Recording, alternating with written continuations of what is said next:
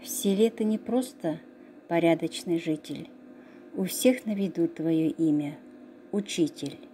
И спрос с тебя строгий, и честь высока, и ноша твоя на миру нелегка.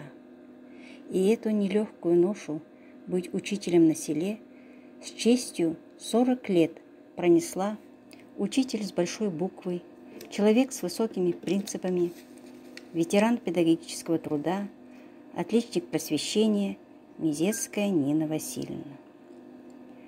В 1957 году закончила Актюбинское педагогическое училище по специальности учитель начальных классов и по распределению была направлена в Рождественскую начальную школу бывшего Ленинского района Актюбинской области.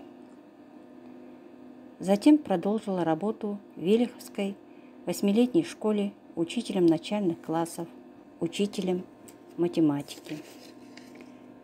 Здесь же, в Велиховке, вышла замуж, родила и воспитала 2 детей.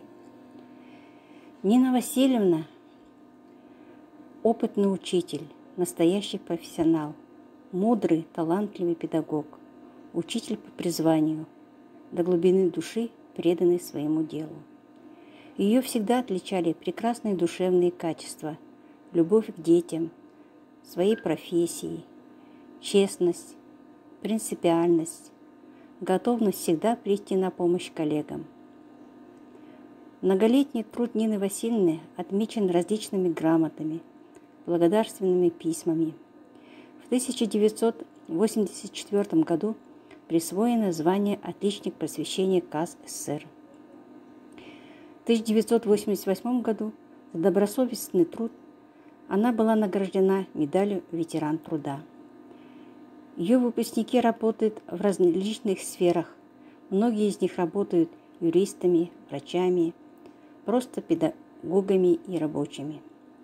Они до сих пор поддерживали теплые отношения со своим учителем и наставником. Но совсем недавно, в августе 2020 года, Нины Васильевны не стало.